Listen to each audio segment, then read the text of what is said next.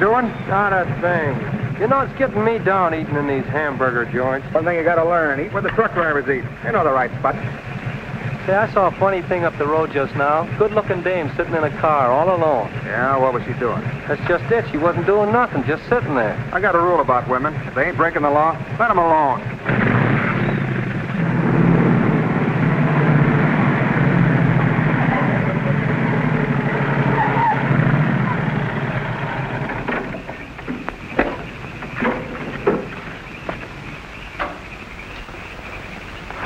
I didn't mean to disturb you, miss. Just wanted to be sure everything was okay. Excuse me, lady, but are you sure you're all right?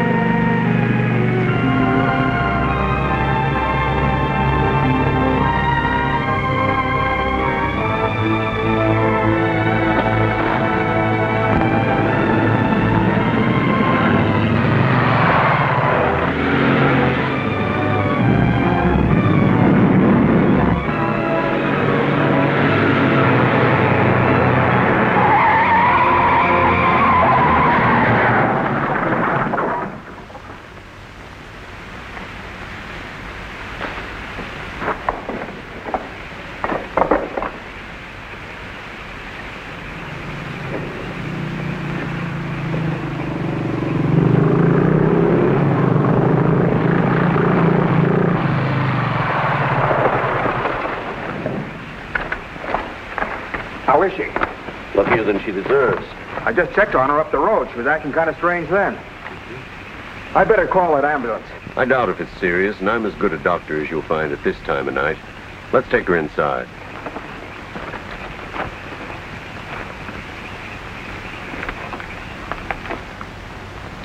Well, no bones broken.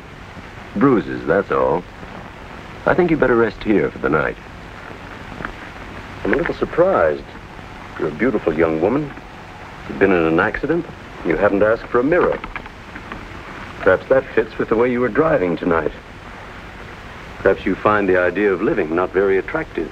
Is that any of your business, Doctor? As a matter of fact, it is my business. I happen to be a psychiatrist. I don't need a psychiatrist. You won't mind if I disagree with you. Here's a beautiful young woman, apparently well-to-do, apparently in good physical condition, who just doesn't care what happens to her. This is interesting. Not altogether unusual, but interesting. Of course, there are the obvious deductions. It's my life, Doctor, and I prefer to run it myself. And you don't want anyone to see inside it. Perhaps you don't even want to take a look yourself. Many women haven't the courage to face themselves, so they look for escape in one excitement after another. Half my patients are like that. But I'm not one of your patients. If you tell me how much I owe you, I'll be going back to town now. Very well. I'll drive you to the station.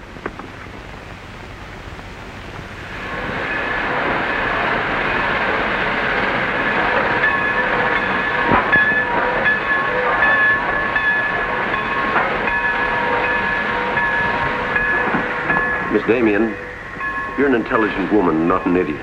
Will you promise me one thing? When you get ready to throw yourself off Brooklyn Bridge, will you come and see me first?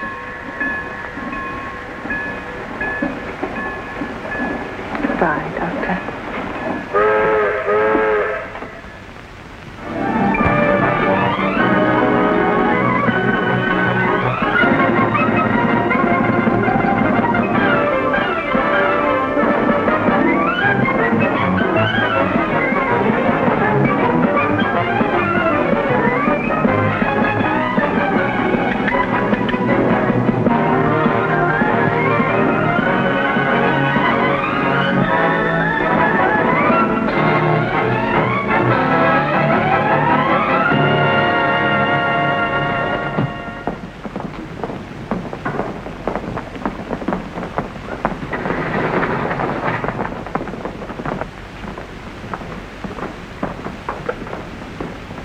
What is our trouble? That's what I want to know. Our trouble is Miss Damien. Miss Damien again. She's as pretty as a picture and as stubborn as a mule. But this time there's a lot more involved than just her opinion.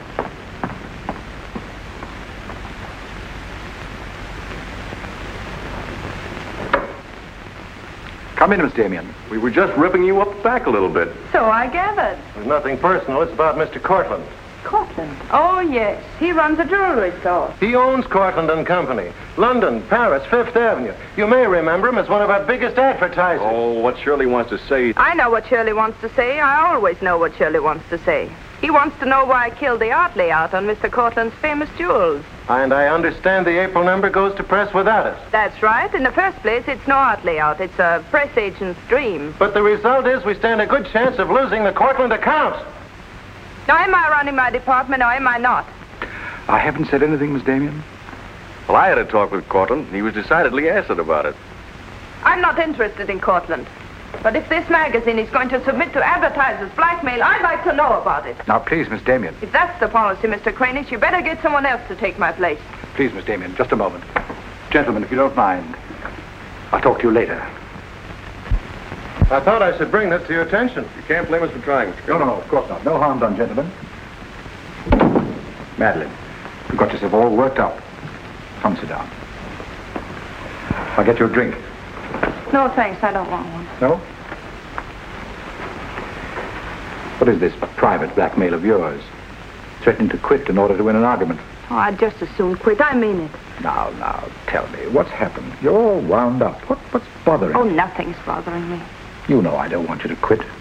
I won't go into my personal feelings, but you are the best art editor we've ever had. How's the insomnia? Oh, I found some new sleeping pills. Red ones this time. Red pills to put you to sleep. White pills to wake you up. Doesn't sound very sensible, my dear. What are you doing this evening? Dining with Freddie Fancher. Oh, Freddie again. Oh, I couldn't get out of it, Victor. We're using some of his drawings next month. But it'll be the last time, I promise. Madeline, you're a bundle of lies. A very lovely bundle. Beautifully tied together. I'm trying to be honest, but you won't believe me, will you? No, my dear. Because I don't really think you believe yourself.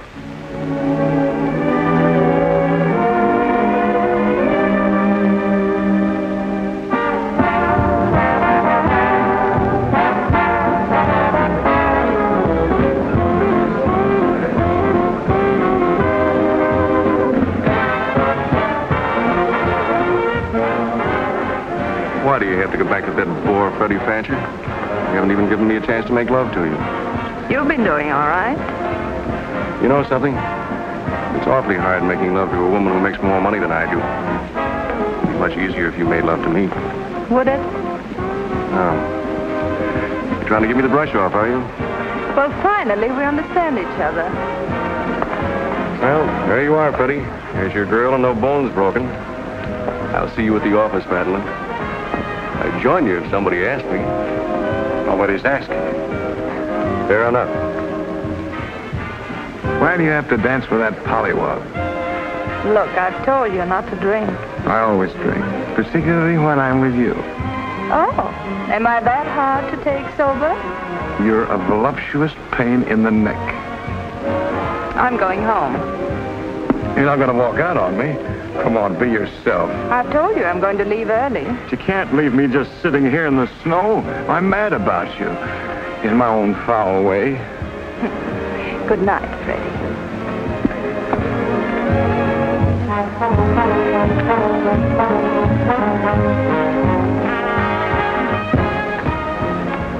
Any chance of getting a cab, Jim? I'll try, Miss Damien. Oh, Miss Damien, here's someone I know you're anxious to meet. Mr. Felix Cortland, one of our most prominent advertisers. How do you do, Miss Damien? How do you do? Mr. Garrett is the soul of tact, don't you think? He's just been telling me all about you. Oh, I hope he wasn't that blunt. Oh, you needn't worry. I always form my own conclusions. Can I give you a lift anywhere? My car's just outside. No, thank you. They're getting me a cab. Oh, I'm very sorry. I'm sorry, Miss Damien. There isn't a cab around. Oh, how long do you think it'll be? That's hard to say.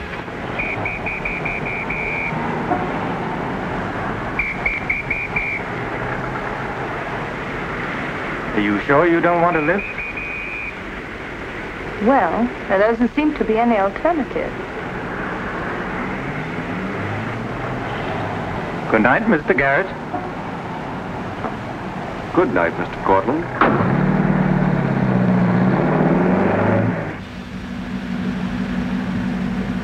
I wasn't very polite, was I? Neither was Garrett, for that matter. Oh, he always enjoys uncomfortable situations. You still feel uncomfortable? No. Frankly, I don't. Good, nor do I. You know, you're not at all what I imagined. No. No. The big international jeweler. I happen to inherit a business that runs itself very nicely. As a matter of fact, you don't look like an art editor. More like a work of art. That layout on your jewels is still a wretched piece of copy. I can only admire your good taste. And I'm still not going to print it. I wouldn't try and persuade you for the world. Mr. Cortland, I think you're a very dangerous man. I only wish it were so. The truth is, I'm a very ordinary one.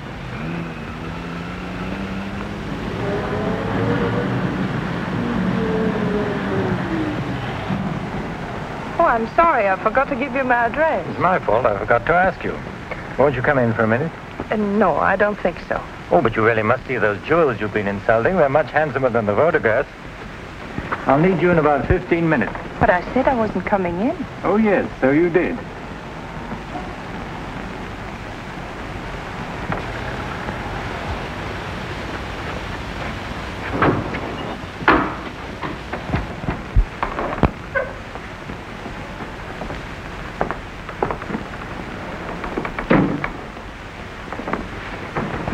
Let me take your wrap. Well, I'm only going to stay a minute, you know. Of course.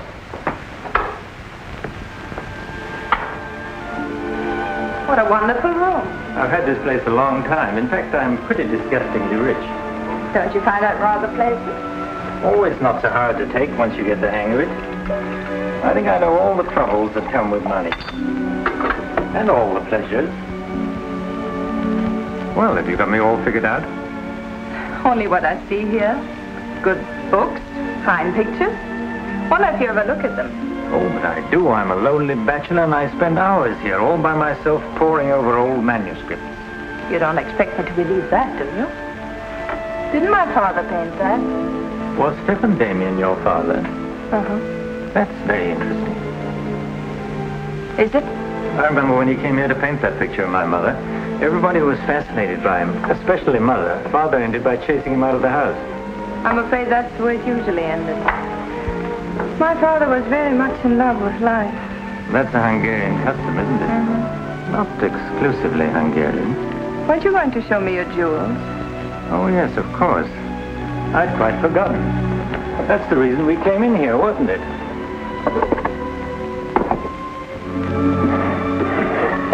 You ought to feel very flattered, Miss Damien. This safe is one of my darkest secrets. Do you really want to see those jewels? Not particularly. I can't tell a brilliant from a diamond. Not one person in 100 can. But then very few people are intelligent enough to admit it. Thank you. How about another drink? No, thanks.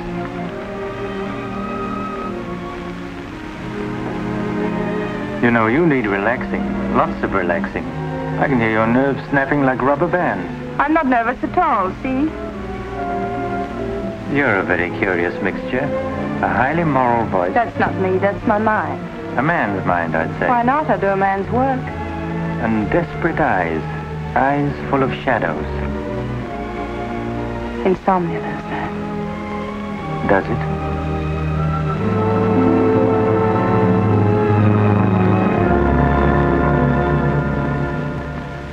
Magazine. Miss Damien, I'll give you her secretary. Miss Damien's office? No, Mr. Cortland, she's not here yet. Shall I have her call you? Yes, Mr. Cortland. Where's Lamarr, please? She hasn't come in yet. Well, who sent these? Mr. Felix Cortland. Mr. Cortland. That's very interesting. She never misses, does she? Mm-hmm. Jealous. If I'd given it any thought, I could have predicted it. Gladys, I won my bet. She's got a new boyfriend. I guess those dames gotta have new excitement all the time. Yeah, here today, gone tomorrow. Personally, I don't see what she sees in it all. Is that any concern of yours? No, Miss Damien. I didn't hire you to gossip about my private life. No, Miss Damien. Go get your money. You're through.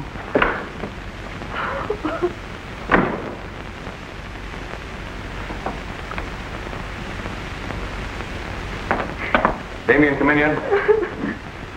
What's the matter, sweetheart? Miss Damien's fired me. Fired you? What for? He heard me talking about Mr. Cortland. Cortland, eh? Don't you worry, baby. I'll fix that. Understand you fired June. That's right. What's the idea? I don't like people to gossip about me.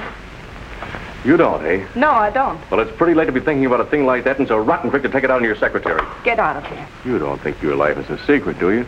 Boys were betting 8-5 this morning that the Cortland layout would be in the next issue. You're disgusting. Madeline, why don't you get wise to yourself? Everybody else is. One romance after another. That's your whole life and you adore it. Get out. You try to dress it up with pretty words, but you don't fool anybody. They know what you are and you'll never change. Get out! You don't care because it's too much fun.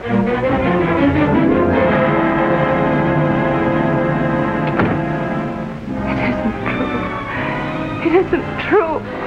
It isn't true.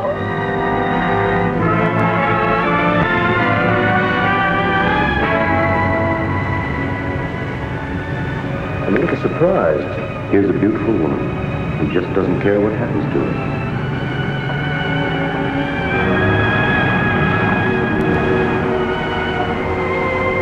Many women haven't the courage to face themselves, so they look for escape in one excitement after another.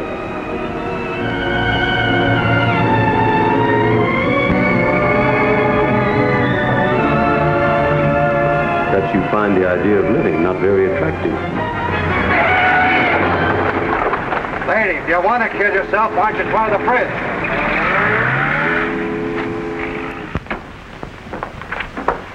I'm glad I was right.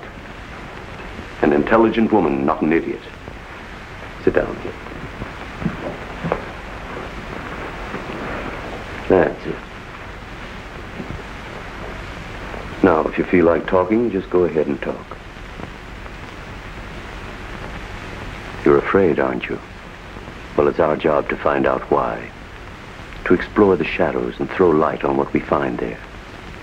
Then you'll be able to see yourself clearly and face yourself honestly. When you can do that, you won't be afraid anymore.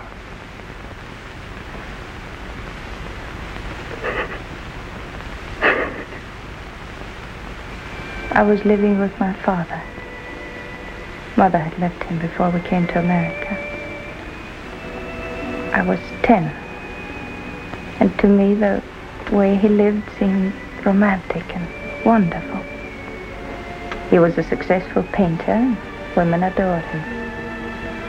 He went his own way and did what he pleased. Just as you've been trying to do? I suppose so. But why? Did it make him so very happy? Oh, I was certain he was the happiest man in the world. Until he killed himself.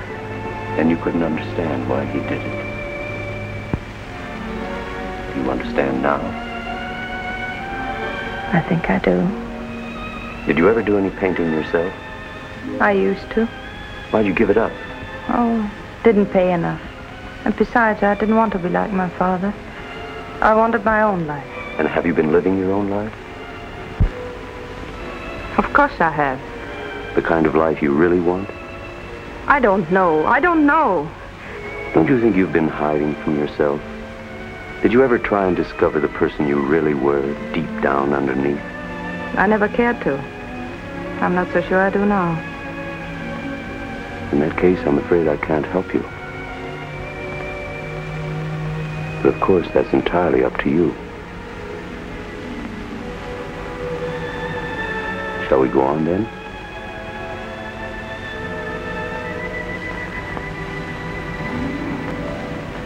I was doing what I wanted to do.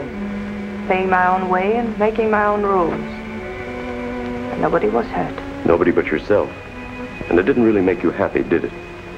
Wasn't that because down underneath you knew there was something missing? Something important? I suppose so. That would worry you, wouldn't it? And then you would drug yourself with the excitement of more excitement. Oh, I know the pattern, Miss Damien. You're suffering from a disease of the times. A neurotic malady as commonplace as chronic alcoholism. Suppose for a moment that you were an alcoholic. They're much the same, you know. Unsure of themselves underneath and seeking reassurance from new excitement. Instead Instead of getting at the cause, the drunkard solves his problem by taking another drink. This, of course, is no solution. And eventually we find him sprawled hopelessly at a bar, without the strength or even the desire to save himself. I can't go on with this. You're not helping me. You're insulting me.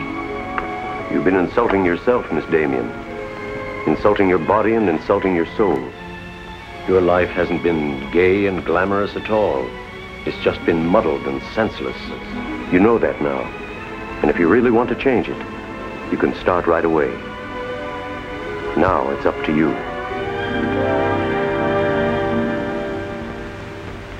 My apartment, Ethel. The rent's paid till the end of the month. Darling, I feel like a vulture, wheeling over your head.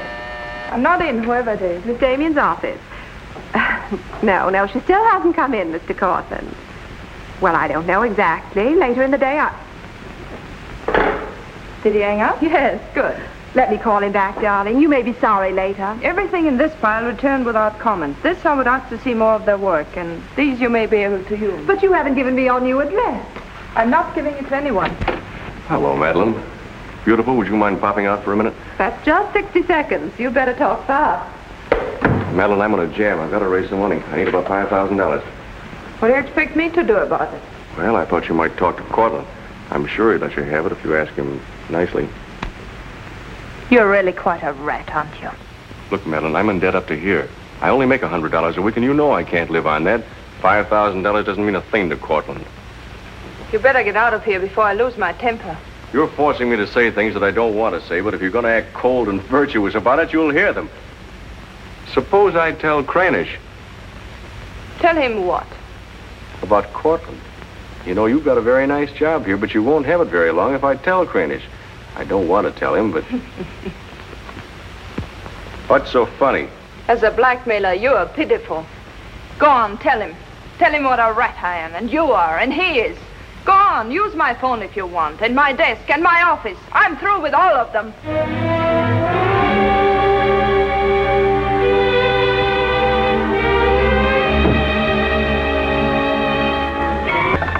Boulevard Magazine.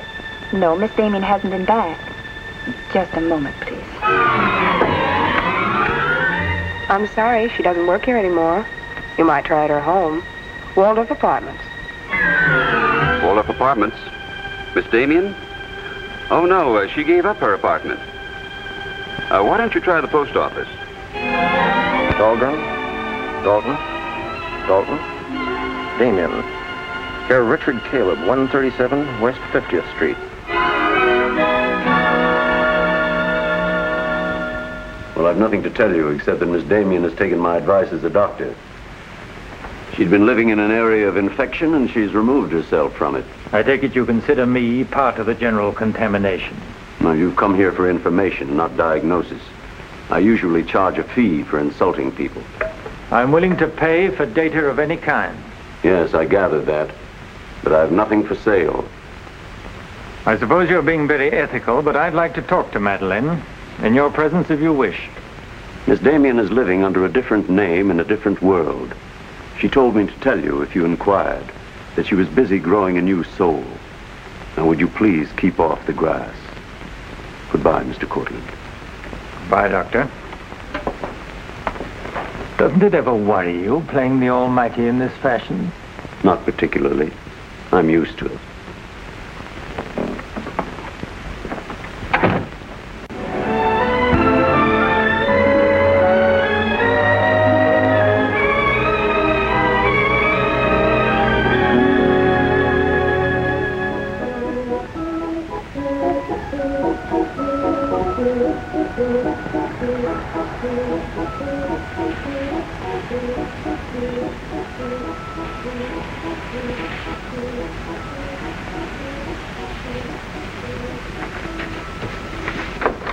How's it look?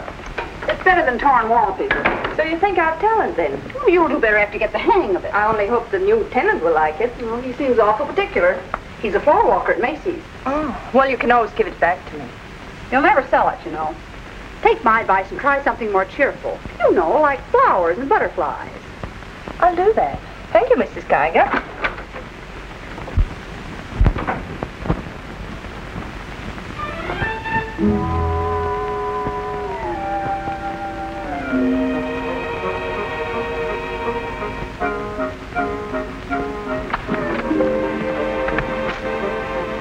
Thanks.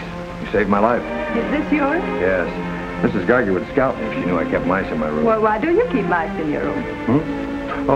Pathologist, part of my homework. I really shouldn't bring these fellas out of the lab, but, well, I got kind of attached to this one. Now, thanks again. Hey. Women are supposed to scream. Aren't you afraid of mice? Well, no, but next time I'll scream.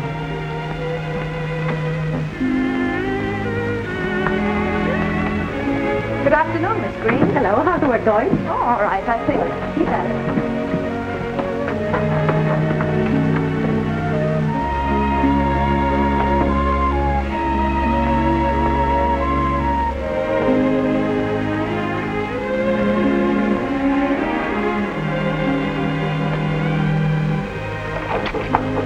Come in. Hello. Hello. Say, you're an artist, aren't you? Well, I don't know. Oh, Mrs. Geiger said yesterday that you were. She's an authority if I ever saw one. I was wondering, could you do a job for me? Want your portrait painted? Me? Oh, no. No, nothing like that. I'm doing some research, and it has to be illustrated. Oh, what do you want me to draw? Nothing fancy, just blood cells and things. Sounds fascinating. Oh, it is, really. You see, it's a lot like... Oh, no, you'd be surprised. It really is fascinating once you get in it. Of course, I'm on a fellowship, and I couldn't pay you very much. Matter of fact, I couldn't pay anything till the first of the month. That'll be all right. Oh, fine. Swell. It's all settled then. I'll see you at my place about 6 o'clock. Oh, but couldn't I... Oh, sure you can. I just live downstairs. You know, the mousetrap. Oh, by the way, my name is Cousin. Mine is Dixon. Very glad to know you, Miss Dixon.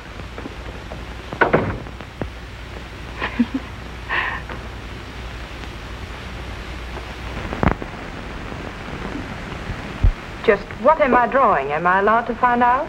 Sure. Effect of anti-reticular serum on cell tissue. That's all I wanted to know. Oh, say, that's quite good. I'll take it to the lab with me in the morning. Just about ready for the next one. Do you realize it's 12 o'clock? Oh? I haven't had my dinner yet, and you haven't either.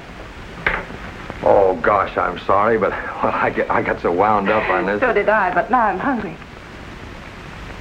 Well, tell you what let's do. We'll go out and eat. That's a brilliant idea. I'll get your coat. Do you do this all the time? Only since I got out of the Army. I was lucky to get this job of research. Now I've got to get it finished. Then what? Oh, then I go back to Oregon and become the usual respectable small-town doctor. No mice? No. No mice. Head colds and belly aches. $5 a visit. Maybe you'll like it. You'll get some rest. Oh, I'll get plenty of rest, all right, but I don't think I'll like it.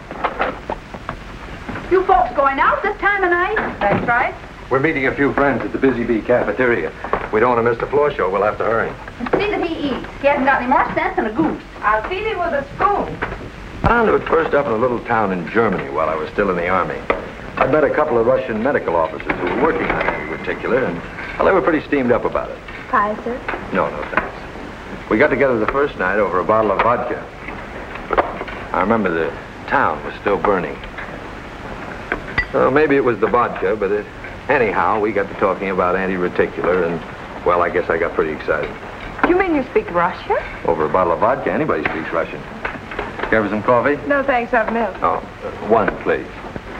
At any rate, I promised myself that night that just as soon as the war was over, I was going to do a job of this. You haven't stopped to eat ever since. That's an error I'm just about to rectify. $1 even.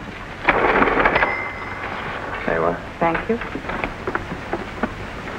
Thank you. You, sure you've got everything you want? Oh, yes, thanks.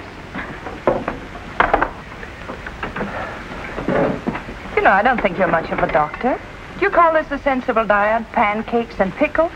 Well, scientifically, there's two kinds of diets. The kind that doctors prescribe and the stuff they eat themselves. Oh, but you're always in such a rush. You can't make scientific discoveries that way. Sure you can. Take Banny. He saw some flies nibbling at a piece of pancreas. Figured out that there must be sugar in it, and in 1 minute he had the idea for insulin. You know, you're a very lovely girl. You're not being very scientific, Doctor. Oh, but I am. It's the very heart of science. It's the truth. Let's talk about insulin.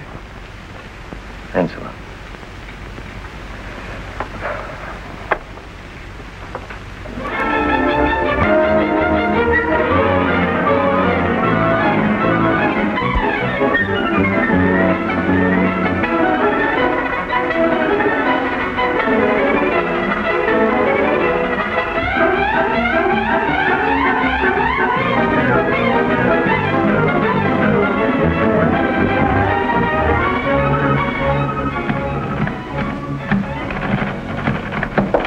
Come in. Hello. Hello. Say, did you buy these new manuscript covers? Yes, are they all right? Oh, sure, they're fine. How much they cost? Oh, nothing at all. Something like 20 cents. Oh, nothing at all, huh? You know you can buy a pair of good mice for 20 cents? David, I have some wonderful news. I just sold a picture. No fooling. Who bought it? The floor walker downstairs. He said it's almost as good as a photograph. Well, the man has great taste. Oh, I think it's wonderful. I'm proud of you. And I'm a little proud of myself, too. David Cousins on anti-reticular. Oh, David, it looks fine. It's important, isn't it? I mean, not just to you, but really important. Well, it won't cure all the ills of man or beast, but yes. Yes, I think it may be important. And I also think that I better hand it in before I start changing it again. Like to come along? Oh, could I? Well, sure, why not? I think you've been drawing blood cells long enough. It's time now for you to meet one of them face to face.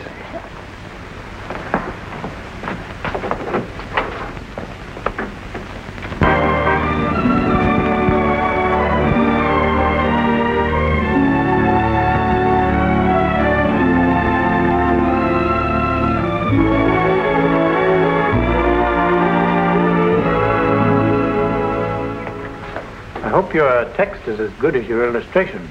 I hope so, too, sir.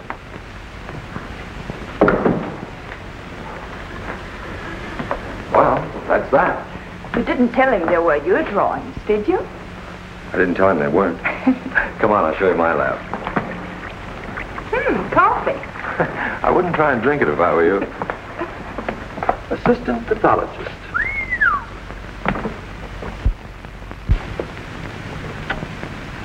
Well, this is me. How do you like it? Oh, I think it's wonderful. But how do you find anything in this place? Been here for 6 months and I haven't lost anything yet. Doesn't matter anyway. The boss okays my research. I'll be out of here in a week. Back to Oregon? Yes, back to Oregon. All that way just to make a living. Is it as bad as all that? Oh, what's the use in kidding, Madeline? I'm so much in love with you, I can't see straight. I haven't done any work in here for days. I just sit around waiting until I can see you. I know. Because that's just what I do. Wait to see you. Darling. Oh, darling, I never felt like this about anyone before. Tell me, when did you first know? Oh, when I first saw you, I think. Yeah, me too. I'll never forget you standing in that hall with a mouse in your hand. Only I didn't know then what was happening. I thought I had the flu. Will you marry me? Oh, David. Well, will you? We don't know each other. I mean, you don't know me. Oh, but I do. Of course I know you. Now, what do you want to know about me? David Cousins, M.D., University of Oregon, Captain Medical Corps Reserve, young, healthy, and very much in love. Will you marry me? Oh, please don't ask me now. Well, I've got to ask you now. I want to marry you now. Please give me time, David. I'm all mixed up. I'd like to go home now. All right.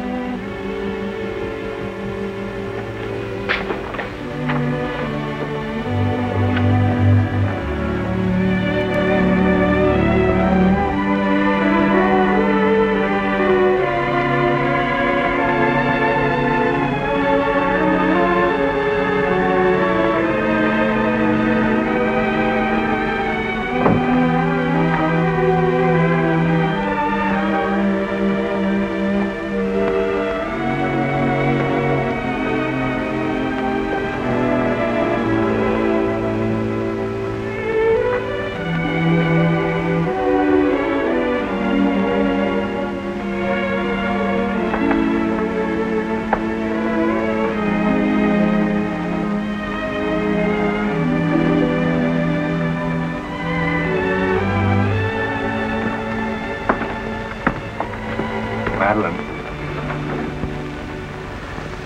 You haven't answered a rather important question I asked you.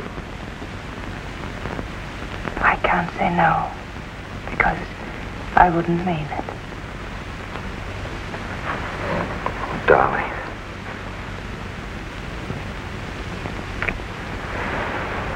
David, I do love you.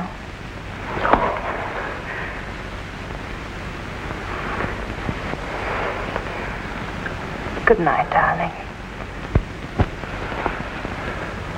Good night.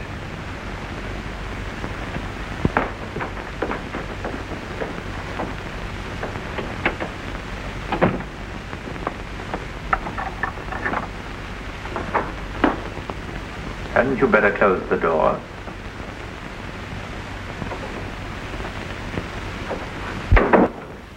A gentleman I hired provided me with your new address and the proper keys. Suppose someone had seen you.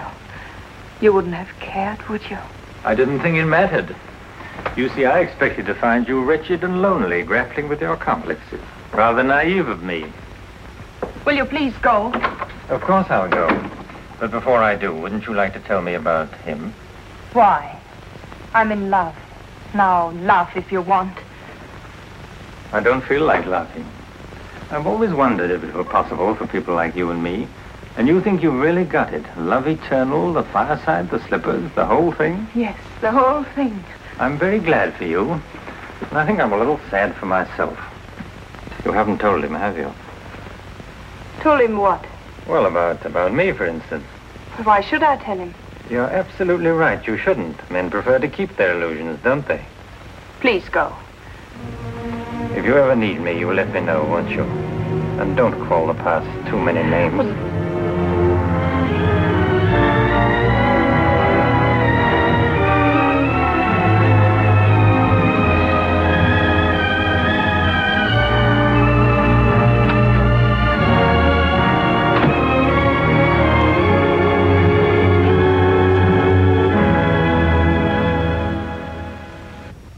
I don't care what you say. I'm going to marry him just as soon as it can be arranged. You want to run away from your problem? I'm not running away. You are, you know. You're looking for security from someone else instead of building it within yourself. But I love him. I can't talk to you if you don't believe me. Falling in love doesn't cure everything overnight. What do you mean? Let's be honest. There's a side of you that hasn't fully changed. Isn't that true? That is true, isn't it?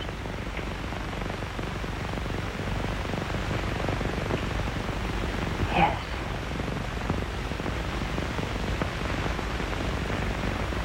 Have you still not told David about yourself? I couldn't tell him. You let him fall in love with an illusion, with someone who doesn't exist. I could never tell him. He might stop loving me. Isn't that a risk you'll have to take? You're being very careless about it. You can't build a lifetime relationship on a lie. If you're really in love, you'll tell him.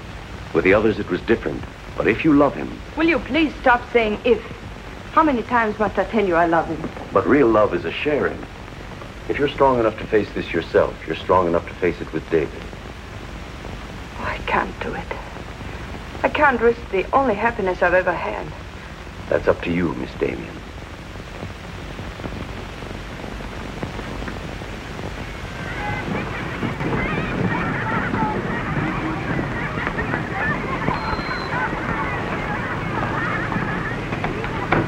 Hi. Hello, darling. You're home early, aren't you?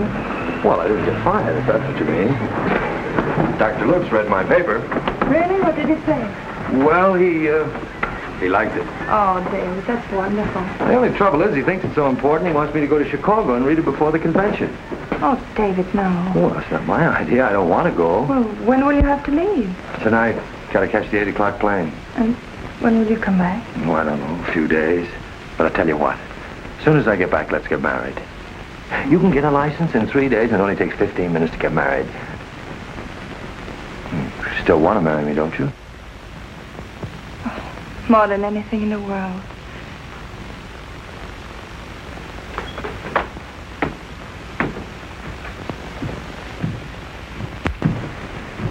You know, I'm going to feel kind of silly at that convention. Of course, it's a great honor and all that, but you realize that I'll be talking before some of the biggest men in the field? What's the matter, darling? Nothing. I was just thinking how I'd feel if you didn't love me. Oh, don't be silly. Not a chance. David, could you ever stop loving me? Well, that's really a gruesome thought. Of course not. Even if there was a reason? The world is bothering you. Nothing. I just wanted to be sure. Sure about what? That you loved me and not an illusion you built up about me. Scientists can't believe in illusions. I believe in you. You're the best thing that's ever happened to me. Four shirts. I wonder if that'll be enough. Come to think of it, it'll have to be. That's all I've got. Socks? Well, that just about does it. Madeline, was there something special on your mind? Something that you wanted to tell me? Just that I love you, that's all.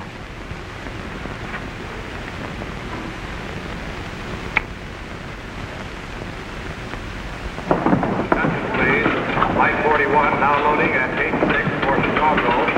Passengers on Flight 41 for Chicago. Write me every day? Every day. Hope you miss me. Hope you suffer like a maniac. I will, I promise. Oh, gosh, I hate to leave you. You know, I'm going to be jealous. Jealous of what? Oh, I don't know. Nobody, everybody. Just jealous. Darling, I belong to you, don't you know that? I'm only alive because you love me. We'll be married the minute I get back. Well, look who's here. If it isn't Madeline. How are you? It's been a long time. David, this is Mr. Garrett. I used to work with him on a magazine. How do you know? I quit the racket, though. Or perhaps the racket quit me.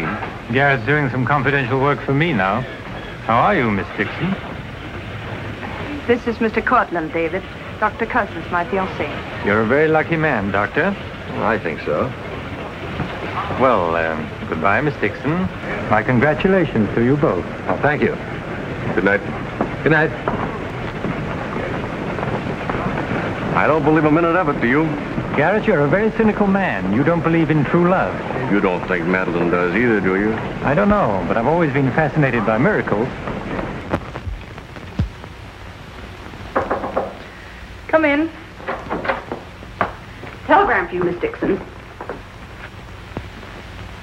I thought I'd bring it up myself. I thought it might be important. Bad news? He won't be back till Friday. That's men for you. You never can count on them. Oh, I forgot. A doctor somebody called you, said you were to call Miss Ethel Royce. She's been trying to get in touch with you. Friend of yours? Yes. I suppose you got your own reasons, but you ought to get out and see your friends instead of sitting in this room all day and all night. Thanks, Mrs. Geiger. None of my business, mind you.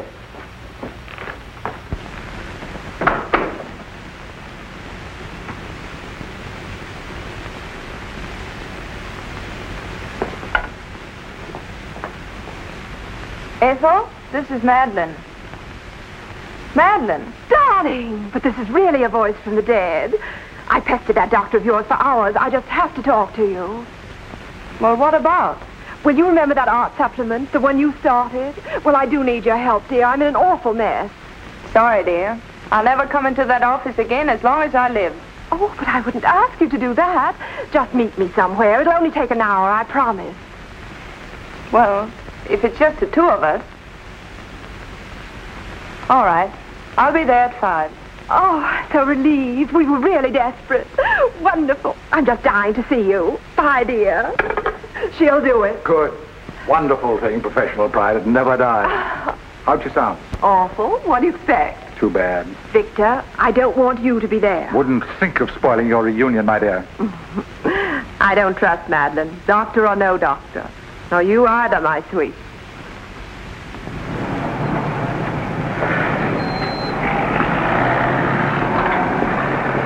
Hello, Miss Damien. Glad to see you back. Glad to see you, Jim.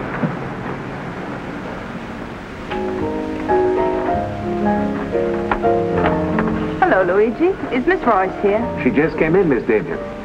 We missed you, Miss Damien. Have you been away? No, but it's nice to be back just the same. Hello, Ethel. Darling, you look wonderful. A little pale, but so interesting. You know, I can't stay very long. Oh, I understand, dear. We'll get right to work. The usual, Miss Damien? Well, I don't know, Carl. You'd better. Wait till you see the mess I'm in with the supplements. All right, Carl. Darling, I'm just dying to hear what you've been up to. You must tell me everything. and there's nothing to tell. Come on, let's go to work.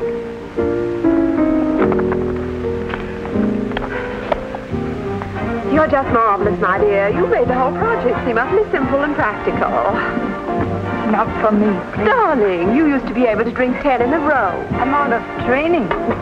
No one would know it, my dear. You seem just like the old Madeleine again. It's the surroundings. What do you say we have dinner and go to a show? No, really, I've got to stagger home. Madeline, my dear, this is a surprise. Victor, hello. What good fortune running into you like this? Do you mind? Don't let us fool you, Madeline. You heard me making the date with you. It's true, but I'll deny it. Frankly, I wanted to have a look at you. You look very dashing for a hermit. Thank you. We've all missed you desperately, haven't we, Ethel? As though our little hearts would break. What about a drink with your old boss? I've had enough. 3 of whatever it is. I've got all the data we need on the supplement. Good. What about the data on Madeline? No data. Now, if you'll excuse me, I You really can't go now. Look who you'll run into. He's seen you. Mr. Garrett no longer graces our staff. What happened? He got to be utterly gritty. Say nothing of a slight discrepancy in his accounts. Mr. Garrett believes that the world owes him a gay life, no matter who pays for it. Well, hello, stranger. How are you? Wonderful. Nobody here seems particularly glad to see me. Should we be? Oh, well, it's been nice knowing you. There goes one reason for my ivory tower. What? Darling, I'm constantly running into men who adore you. Slews of them. Hated them all. I know what you're thinking. I had an odd way of expressing my distaste. Not odd, darling. Shall we say just, moody? Well, here's to memory.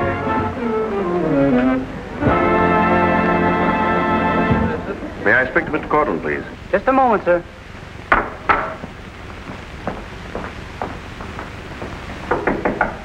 Just a minute.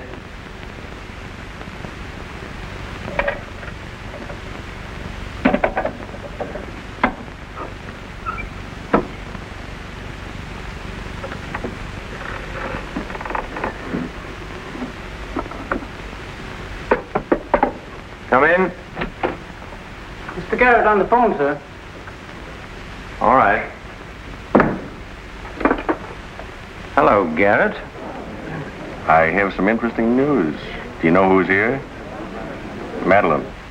How considerate of you to call. By the way, I've just been through the stones in my safe, and one's missing. The stone's not terribly important, but you're the only person who knows about my safe, and the fact is you did have my keys for quite a while yesterday. What are you getting at? Only that I don't like thieves.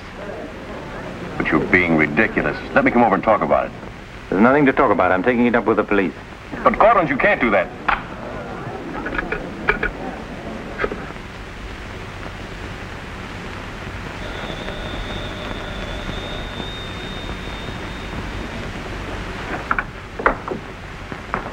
Mr. Garrett again, sir.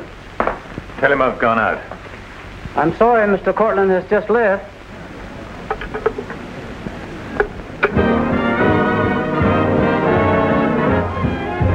Are you all right, darling? Of course I am. You're not going to disappear again. Oh, yes. Back to my treetop.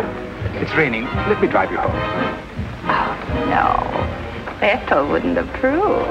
Good luck, my dear, on your treetop. Bye, darling. Well? Let's face it, she's a changed woman. She'll never change, darling. She's just got herself a new set of words, that's all.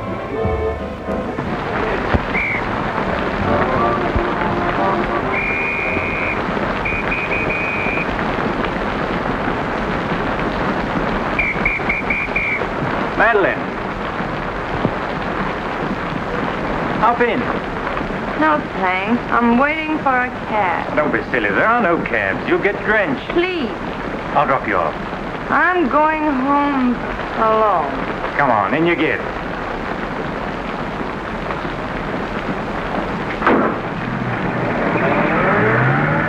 I hope you didn't get too wet. Your concern is touching. Quite a coincidence finding you in the rain. Is it? I can't lie to you, especially when there's no point to it. I was informed you were playing hooky. You're detestable. I'm really not detestable at all. I happen to be very fond of beauty, which shouldn't be a crime in your eyes. Please, no debates. I'm a little dizzy. A good dinner will soon take care of that. Why do you always hound me? You know I despise you and everything you stand for. There's always a chance I may be able to improve your opinion and your manners. I'm sleepy. You know you're very lovely. Please don't bother. I'm not listening.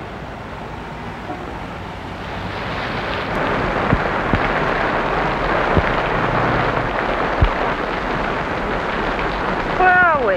Don't you remember you visited here once upon a time? You're foul. You said you were taking me home. You forgot to mention the subject. A significant omission, as your friend Freud would say. Come on, I'm getting soaked.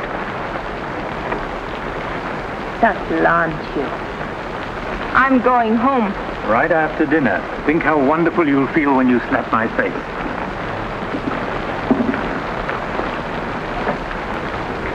That'll take the chill out of your bones and maybe even your heart. Still cold? Oh, no. It's quite warm in here. Cigarette? Thanks. Very warm. Light? No, I'm not really detestable, am I? No, I am. Why? Because I ought to go home. In this rain, you mustn't even think of it. You see, you are detestable. And you've been very annoying for months. Madeline, we belong together. You know that. No, I don't know Of that. course you do. We feel the same way about life. You're not making sense, Mr. Court. Why make sense? Doesn't this make more sense than talking and lying? No sense at all. Then what would you call it, darling? Stupid. Madeline, you're wonderful. Stupid. You're sweeter than ever. I better see who it is.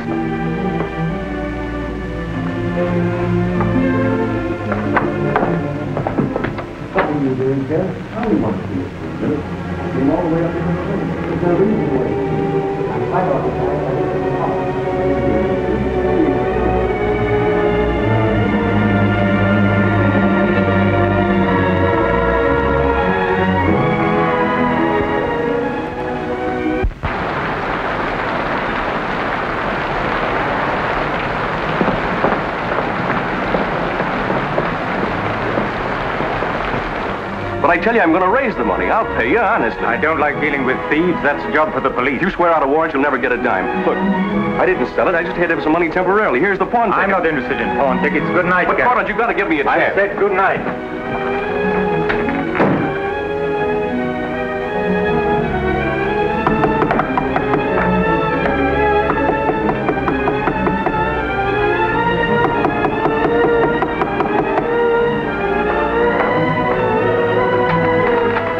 Let me talk to you. Let me explain this. You stupid fool. You'll have the stone back. I'll get it to you. I promise I will. All I need is a little more time, just a couple of weeks. What are you doing? Phoning the police. You can't do that. I'm not going to let you ruin me.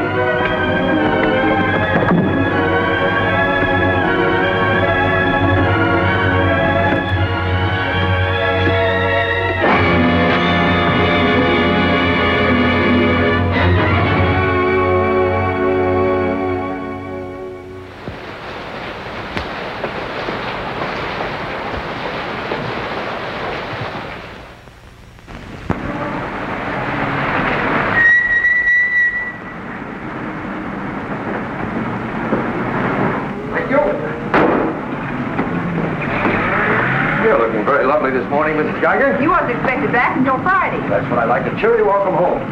Is Dixon upstairs? I haven't seen her this morning. Who is it?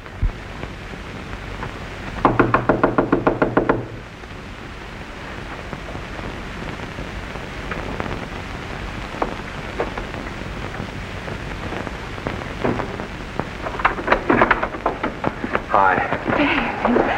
Darling. Oh, I couldn't wait till Friday. I just said my little piece and ran out on them. Oh, I needed you so badly. I feel lost without you. Don't ever leave me again. Oh, that you can depend on. Say, I've got big news. I'm a success. Oh, tell me all about it. I wonder what's the matter with you. You don't look very good. Come on, I think you better get back in bed. Now then, first, I don't have to go back to Bellyaches in Oregon. You're not marrying a small-town country doctor, young lady. You're marrying a promising young research scientist. At least that's what Dr. Broder says, and he ought to know. He's got a long white beard. Oh, darling, I'm so proud of you. I think I'll take your temperature. Gee, I wish you could have been there. When I finished reading my paper, they all got together and offered me my own laboratory in California. I still can't believe it. There it is, right in the paper. You'll find it on the bottom of page 10.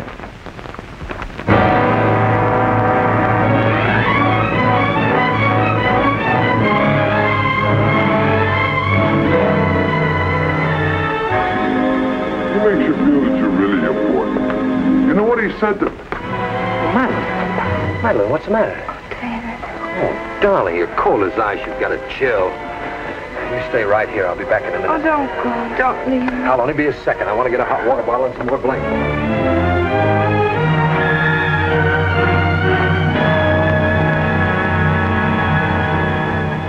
Miss Madeline Dixon at home? I don't know. Friends of hers? We're from police headquarters. Where's her room? Upstairs. What do you want to see Miss Dixon about? We'll tell her. Well, perhaps you'd better tell me first. Miss Dixon isn't well. Who are you? He's a doctor. He lives here. If it isn't important, I suggest you come back tomorrow. It's important. Could you get some extra blankets and a hot water bottle, please? You a friend of Miss Dixon's? Yes, why? Just asking. Well, what is it, an accident or something? I wouldn't call it an accident. I wish you'd cut out this mystery and tell me what it's all about. Okay, Doc, take it easy. Madeline, these men are from the police. They want to We'll take over from here, Doc. I'm Sergeant Patelli. This is Sergeant Beitler. You're a friend of Felix Cortland's, weren't you? Matter of fact, you were with him last night. No, I wasn't. Did you see Mr. Cortland any time yesterday? No, I didn't. Now, look, Miss Damien, we wouldn't be here asking questions unless we already knew most of the answers. Oh, wait a minute. Her name's not Damien. I think you've got the wrong party. I think maybe you've got the wrong party, Doc. Her name happens to be Damien. This happens to be a case of murder. Take a look at that newspaper. I want to know what's going on in here. This is my house, and I've got to know. Sorry, madam. We'll talk to you later. As long as I've been here, there's never been police Take in her this and see what you can find out. lady. Come on. Now, Miss Damien, tell us what happened last night.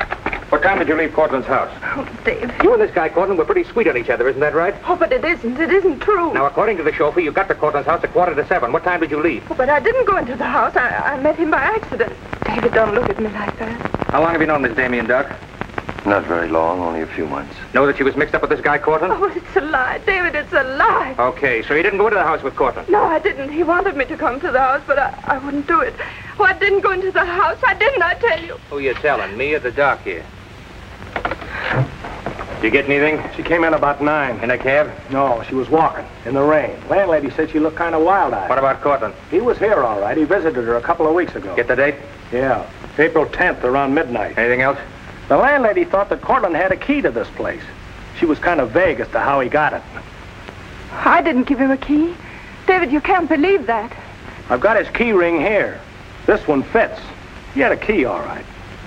But I didn't give it to him. Where are you going? Oh, David, don't leave me. I didn't kill him, I swear. I didn't kill him. Who cares whether you killed him or not?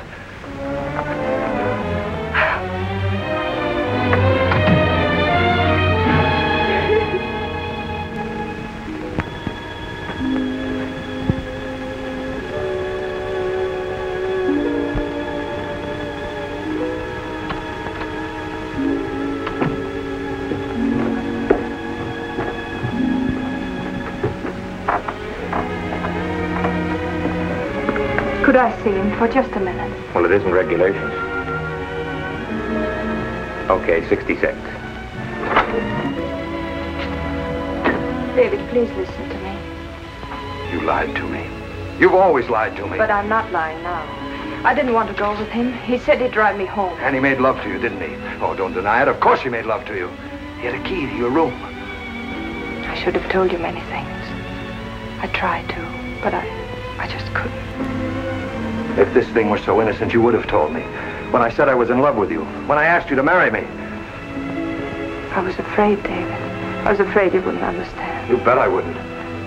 Before I met you, I was horrible. But you changed all that. You made me sane and happy. Why keep on lying? You tried that upstairs and it didn't work. Look, I was in love with you. All right, I made a mistake. I thought you were something wonderful and you turned out to be something else. So let's just forget about it. The only thing that you can do for me is let me alone. I love you, David. I'll always love you.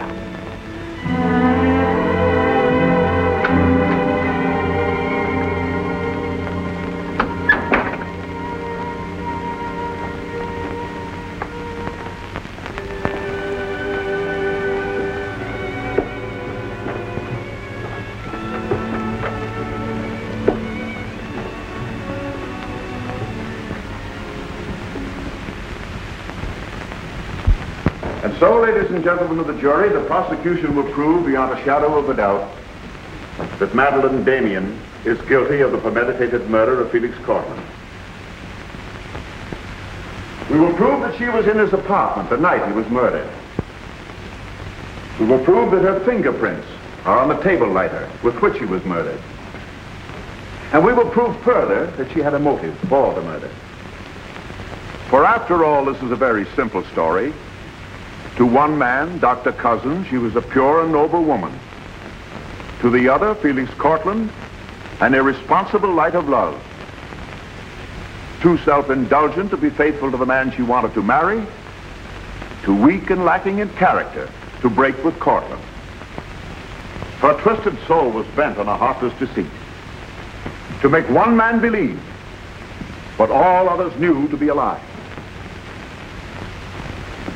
And when Cortland threatened to expose her, she went to his apartment to plead with him in the only way she knew. She embraced him. She made love to him. And when, in spite of that, he threatened to expose the lie that she was living, she silenced him forever. Ladies and gentlemen of the jury, the state asks you to find Madeline Damien guilty. Guilty of murder in the first degree. On the night Mr. Cortland called on the defendant, did you let him into her apartment? I certainly did not. How did he get in then? He must have had a key of his own. The key of his own? Where was the defendant when he arrived? Out to the doctor, I suppose, pulling the wool over his eyes.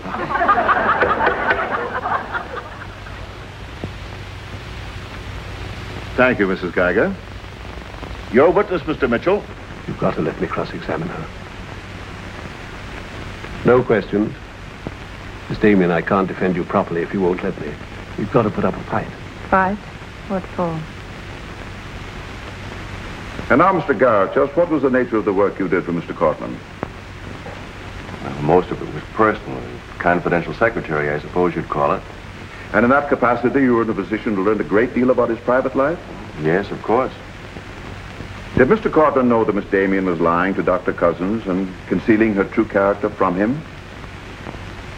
I'd rather not answer that question, Mr. O'Brien. You see, both Miss Damien and Mr. Cortland were friends of mine.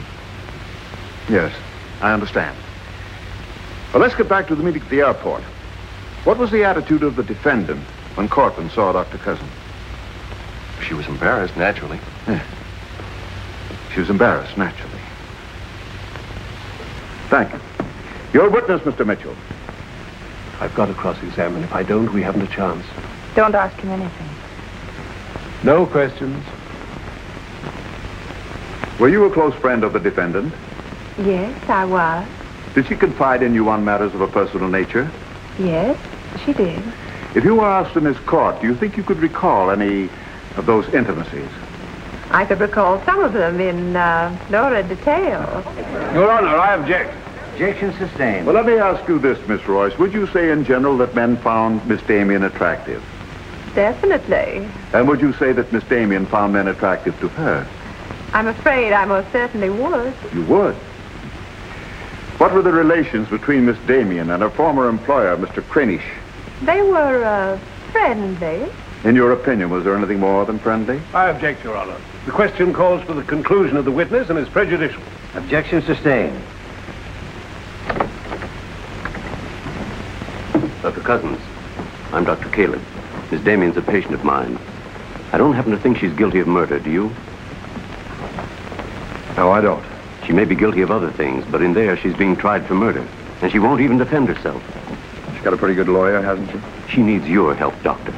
In her own mind, she's not on trial for murder. She's on trial for those other things. And it's not the judge who's trying that case, it's you. I don't want to be rude, Doctor, but I don't think you know what you're talking about. I'm sorry to disagree. You see, I've been treating Miss Damien for some time. I happen to be her psychiatrist. Dr. Caleb. I'm sorry to have bothered you, Doctor.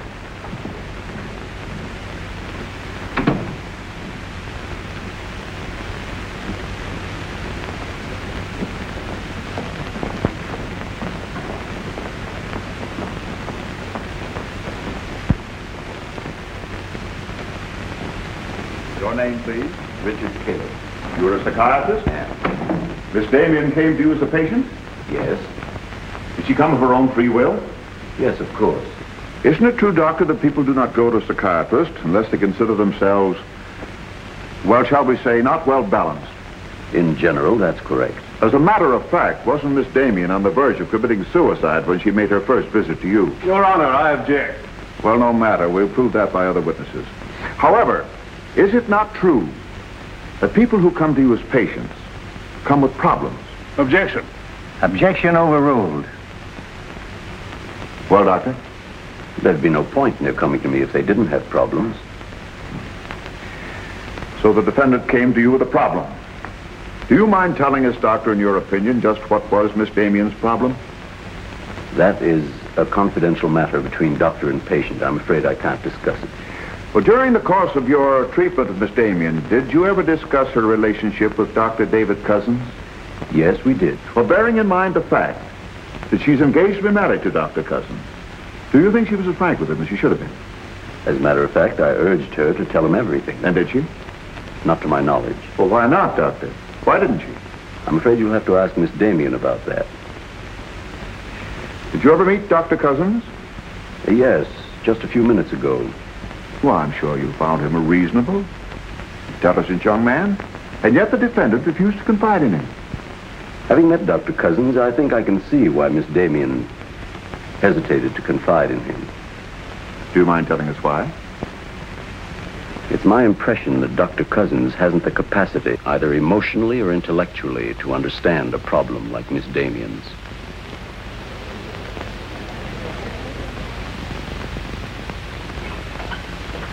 How's the trial going, Doctor? Not very well, I'm afraid. There's a Dr. Cousins in your office. Oh? He said you weren't expecting him. As a matter of fact, I was expecting him. Hello, Doctor. Sit down, relax. Tell me, is this a professional or a social call? Dr. Caleb, you said some pretty rough things about me this afternoon. Yes, I did, didn't I? I think I'm entitled to an explanation. So do I. As a matter of fact, I'm very glad you came over. I wanted to talk to you about Miss Damien. I'm not interested in Miss Damien. I'm glad to see you're still in love with her. And I'm not in love with her. All the better. Then we can approach the subject of Miss Damien as one scientist to another. You see, I'm interested in Miss Damien because she's a patient of mine. I believe I was well on the way to solving her problem. It would be most distressing to me if she were to die now for a crime she didn't commit. It would be as though you had lost one of your white mice, one that you had just inoculated. What's all this got to do with me?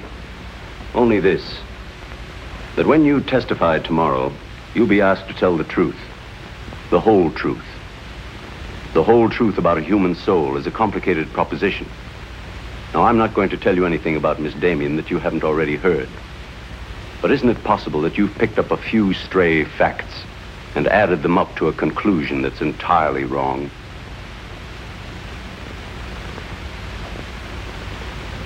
Won't you sit down, Doctor?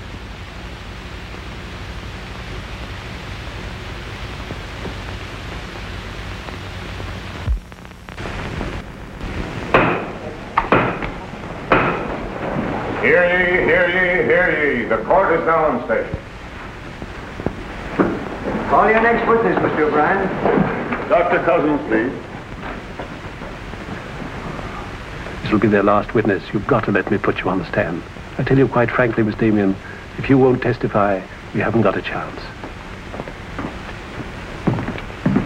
Raise your right hand. You solemnly swear to tell the truth, the whole truth, nothing but the truth, so help you God? I do. Please be seated. Your name, please. David Cousins. Under what name did you know the defendant? Madeline Dixon. Did she ever tell you her true name? No, sir. Did she ever lie to you about her identity? Yes, sir. How long did she continue to lie to you? Till the morning the police came. Did she ever tell you about her relations with Cortland? No, she didn't. You proposed marriage to the defendant and she accepted you. Yes, sir. And still she didn't tell you about Cortland? No, sir. When did you first know of the true relationship between them? Same morning, the morning the police came. Oh, I see. And from the moment you met her until the day she was taken into custody, you didn't know the truth about her character. I object, Your Honor.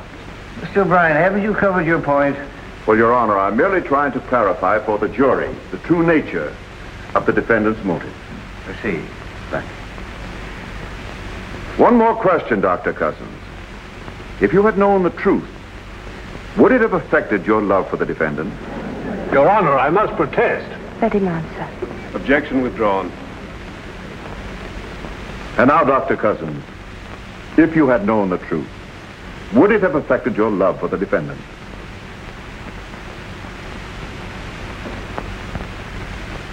I was in love with Miss Damien then, and I'm in love with her now. Your witness, Mitchell. No questions.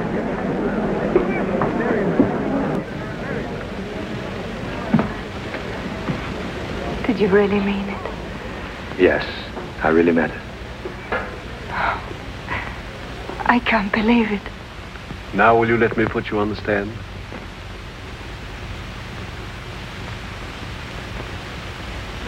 You admit you went to Cortland's apartment that night? Yes. He made love to you? Yes. Did you have any conversations about Dr. Cousins? No.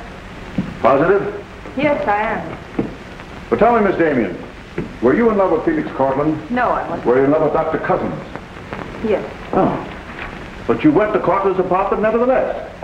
Yes, I told you that. You were in love with one man, yet you chose to visit the apartment of a man you didn't love. Did you go of your own free will? Yes. Mr. Cortland didn't force you or threaten you? No.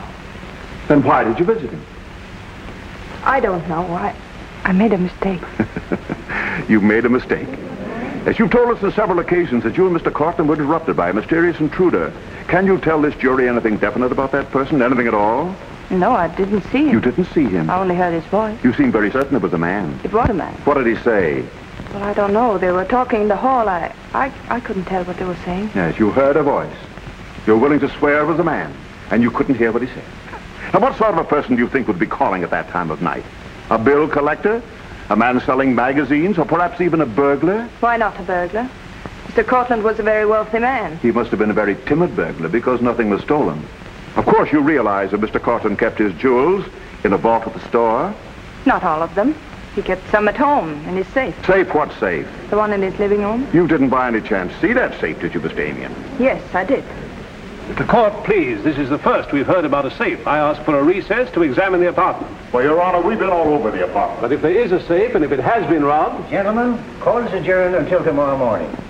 I suggest the district attorney, the attorney for the defendant, examine the apartment together. What about this safe, Mr. O'Brien? What safe? How about some pictures on the inside, Mr. O'Brien? You boys better wait outside. I may have a statement for you when I come out. Mr. O'Brien. Huh? Mind if I tag along? I don't know why you're sure. The fine witness you turned out to be. Couldn't help that, sir. All right, Garrett, where's the safe? Me, Mr. O'Brien? I don't know of any safe in here. I didn't think you did. If you want an unbiased opinion, I don't think there is a safe. Well, here's the learned counsel. Perhaps he knows. Where's the safe, Mitchell? My assistant's checking the location with Miss Damien. He'll be along in a minute. Oh, you're on a dead one. While we're waiting, maybe Mr. Garrett could tell us where the safe is. I've asked him, he doesn't know. I don't understand that, Mr. Garrett. You were very close to Cortland, weren't you? That's right. I'm sure if there was a safe in here, I would have known about it. At least I would have seen the key to it. The answer's very simple. There is no safe. What did you find out? I got the dope on him, Mr. Mitchell. Splendid. It's over here in this bookcase. You were wrong for once, Mr. O'Brien. Could be. What do you know about that? Have you got Cortland's keys? There they are. Thank you. That looks to me very much like a safe, Mr. O'Brien. Yes, it does, doesn't it? But not like a safe that's ever been robbed. I don't think a good burglar would leave those behind. Well, I guess we're right back where we started from. Well, I've seen all I want. How about you, Mitchell? You win this round. Lock it up, sir. Yes, sir. See you in court, gentlemen. Can I give you a lift, Doctor? No, thanks. Sergeant, I have some papers here, Mr. Cortland's I'd like to put in order. Do you mind if I stay? It's all right with me. We're finished with the place. Thank you very much. Anything I can do for you, Doctor? Oh, I was just curious about something. I've never seen a safe like that before. One that operated with a key. Come to think about it, I guess I haven't either. Normal assumption about a safe is that the lock works on a combination. Yes, I guess most of them do. I was wondering how you knew that this one worked with a key. You said you'd never seen the key to it. Did I say that? Uh-huh. I guess I must have said something I didn't mean. Oh, I see. There could be another explanation. Really? Yes. That you were lying when you said you'd never seen the safe before. You're not serious, are you, Doc? I'm a scientist, Mr. Garrett. When we get hold of an odd fact, we consider every possible explanation. We make some of our most important discoveries that way. Well, it must be fascinating work. Yes, it is. Suppose I had known about that safe, which I didn't. What would that prove? Frankly, nothing. But it does suggest a theory. You were very close to Cortland. You knew about the safe. Maybe the safe was robbed. Perhaps he found out about it. He was quarreling with a man in the hall the night he was killed. Maybe that man was you. That's a very interesting theory. Yes, isn't it? Well, as I said, I'm a scientist. When we hit on a theory like that, the next thing we do is to test it. That's all I'm doing. I see. Then you won't mind having a little talk with the police? No, why should I? Fingerprints. But then, of course, if you've never seen the safe before, you won't mind them checking it for yours. Oh, certainly not.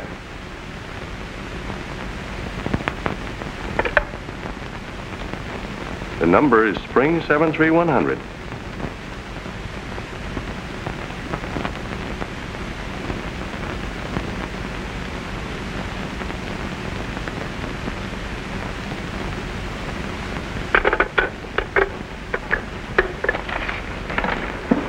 Okay, Doc.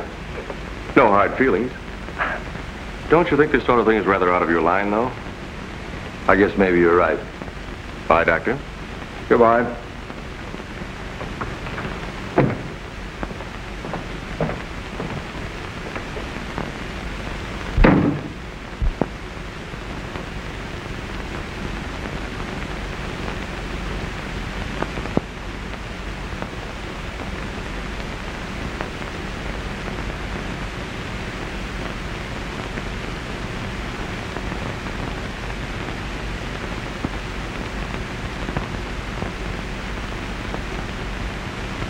Spring 73100, wasn't it, Mr. Garrett?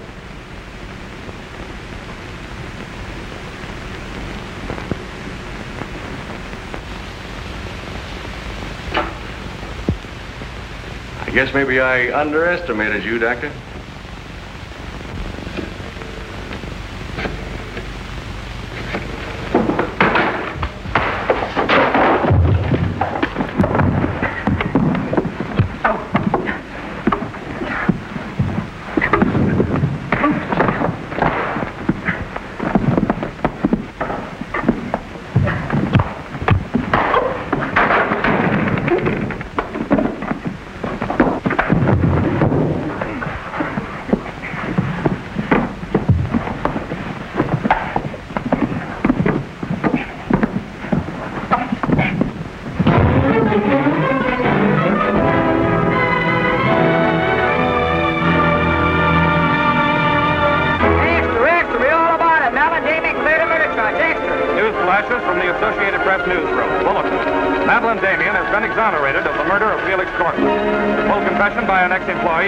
Is in the hands of the district attorney.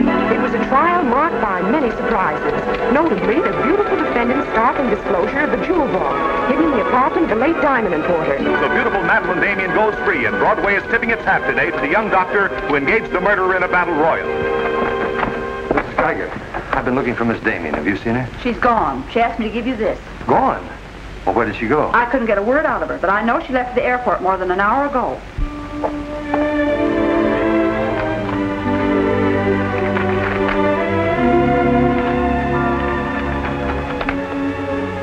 David, dear, I can still hear your voice in that courtroom, and I'll never forget what you said. You did much more than save my life. You made my life worth saving. I can't bear to tell you how much I love you and want to marry you. But right now, that wouldn't be fair. I'm going away for a while.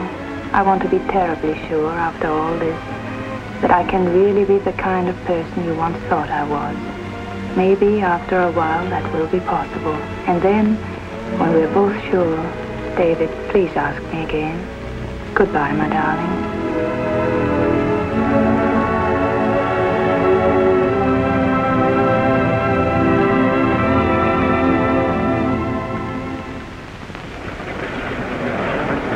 Passengers on Flight 41 loading at Gate 6. Will you try and see him once in a while? Of course.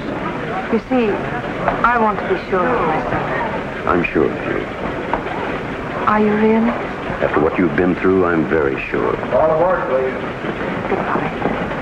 I still think you're making a mistake.